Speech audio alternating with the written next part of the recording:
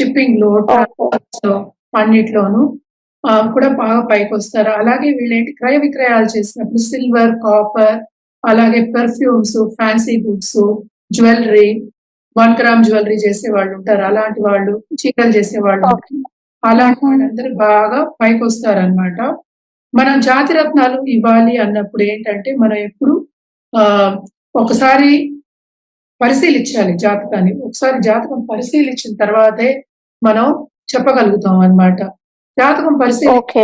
శుక్రగ్రహానికి ఏంటంటే, శుక్రవారం మనం వారం కింద చెప్పామన్నమాట. శుక్రవారం ఎప్పుడు దేవి పూజ చేయడం అనేది మంచిది. అలాగే శుక్రగ్రహం అంటే శుక్రదశ 20 ఏళ్ళు ఉంటుంది. చాలా యోగిస్తుంది. చాలా ఉన్నత స్థాయికి తీసుకొస్తుందన్నమాట. అందుకోసం ఏంటంటే శుక్రుడిని మనం ఇంకా బలపరచాలి, బావుండాలి అన్నప్పుడు మనం జాతి రత్నాలు కూడా ఇవ్వచ్చు. ఏ జాతి రత్నం అంటే హ్మ్. ఎప్పుడు డై